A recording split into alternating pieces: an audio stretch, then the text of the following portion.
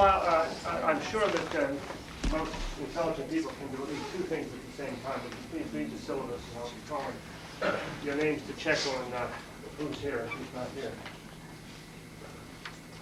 And for the stray cats, here's some, please. Okay. And I will sometimes need advice on how to handle your name. Balak Christopher. Okay. And, well, Emily, is it Balak or Balak? Balak. Whatever you want to say. No, it's your name. You have to be careful with it. It's a short name.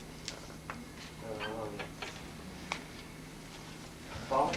Balak. Okay. And Burrell, right? Burrell.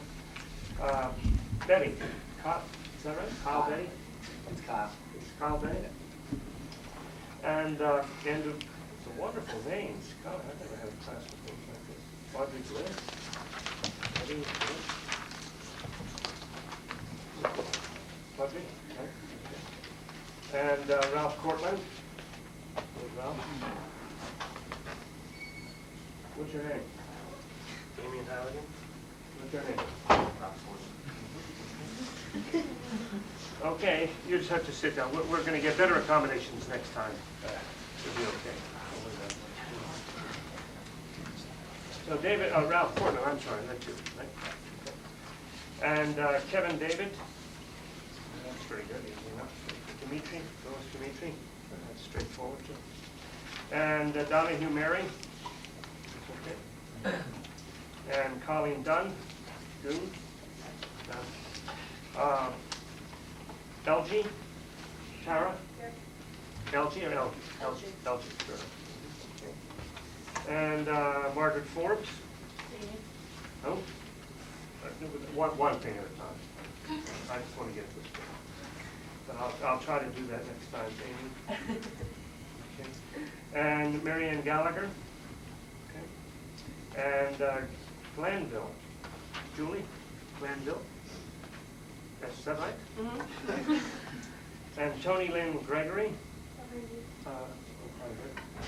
What? Sit down. Do something. Don't just stand there menacing me like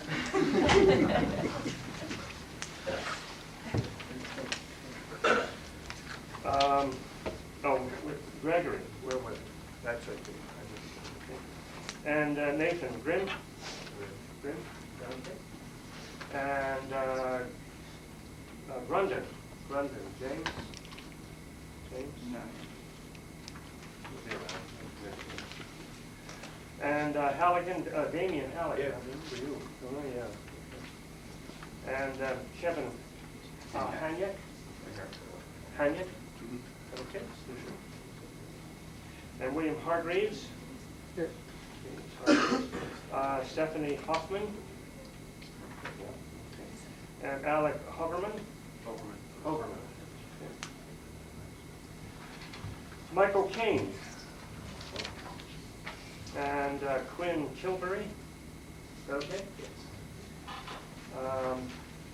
Hushko, Jessica. Hushko. And Aaron Lawson.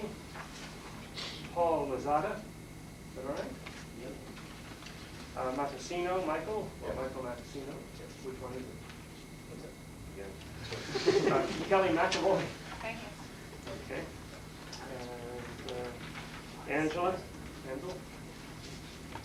Melissa Murphy. She's coming. Okay. All right. I'll take your word for that. Kenneth Overton. Yeah. And Jeffrey. Pick it. Is it Joffrey or Jeffrey? Jeffrey. I'll get around to the familiar names, but I got to get the basics first. Jonathan Pisty. Well, okay. And Megan Power. Yep. I heard the voice, but didn't see. Oh, hi there. Okay. And Gretchen Rose. Jennifer Russell. Strange people. Megan Riley. Is that possible? Riley? Megan Riley spelled wrong? She's Chad, supposed to be here. huh? She's supposed to be here. Okay, good. Chad Warbeck. Okay. And Jean Welsh. It's Jean. Jeannie. Jeannie.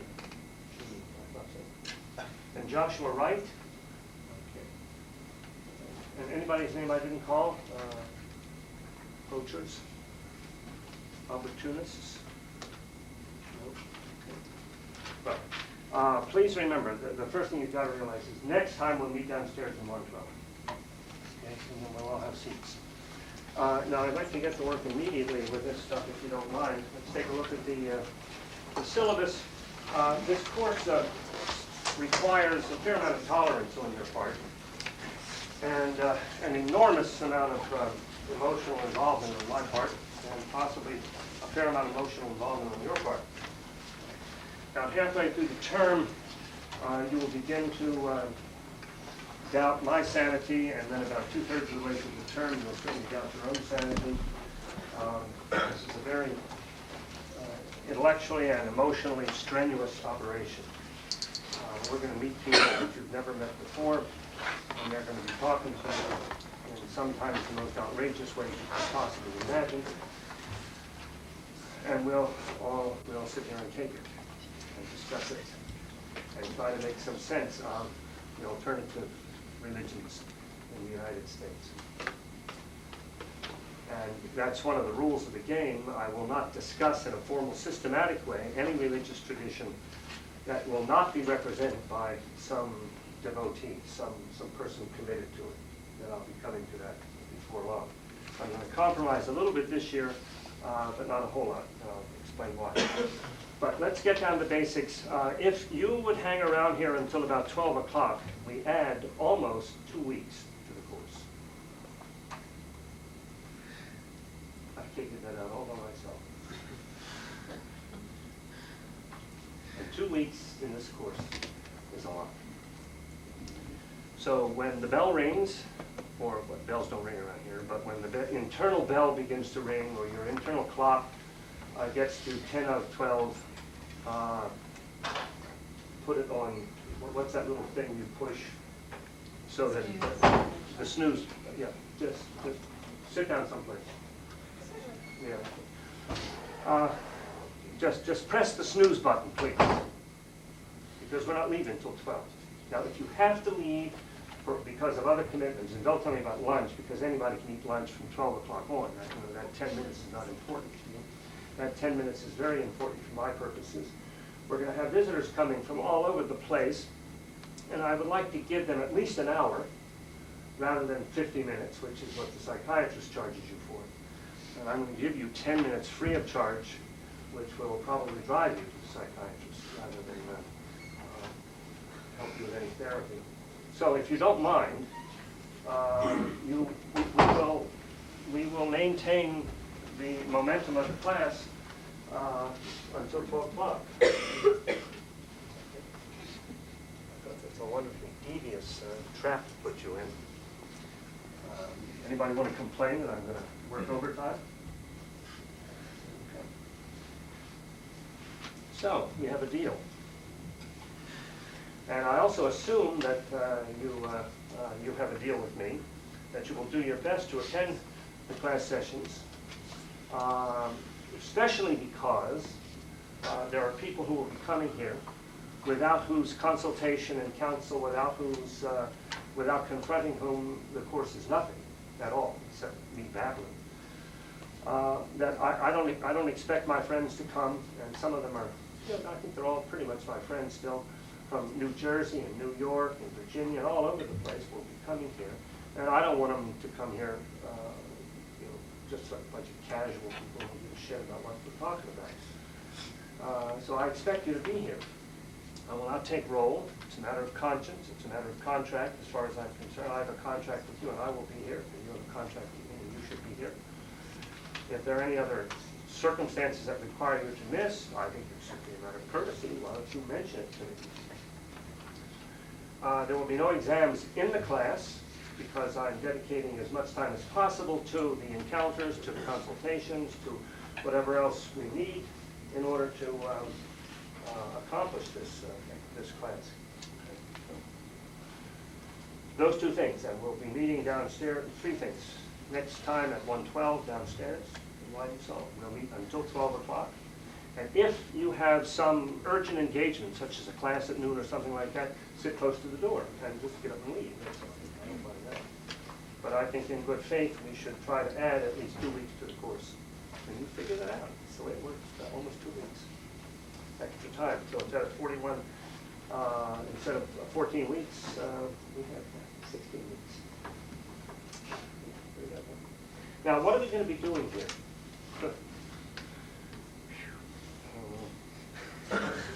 Those 40 meetings will be distributed over the following interests.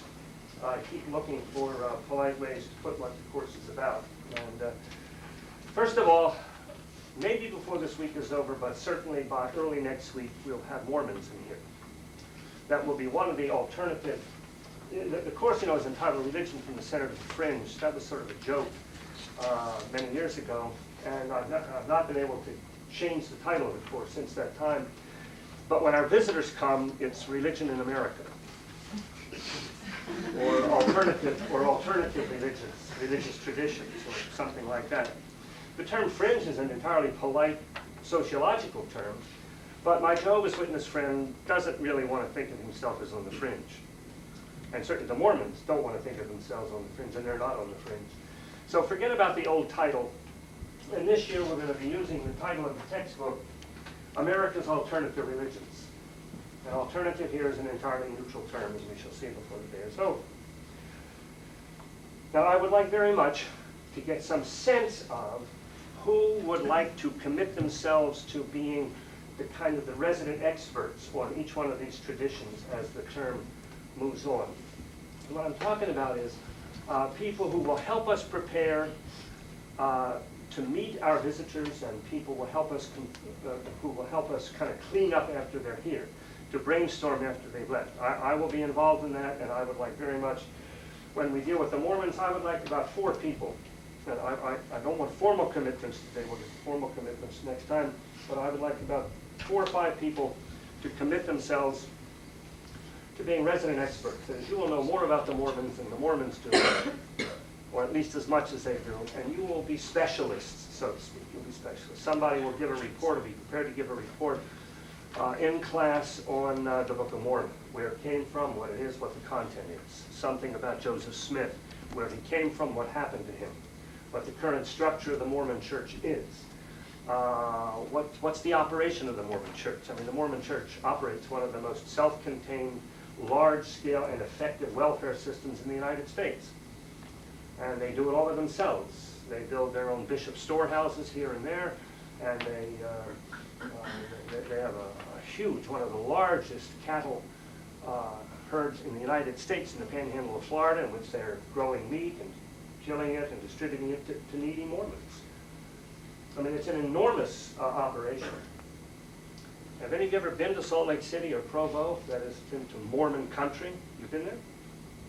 What'd you do there? Well, I was actually there hiking and climbing, but I saw. You saw? At the massive temple. You saw the temple? The tabernacle. Right. Well, We were out there with families, the Mormon families. oh, really? What were you doing with Mormon families? We were actually on a mission trip.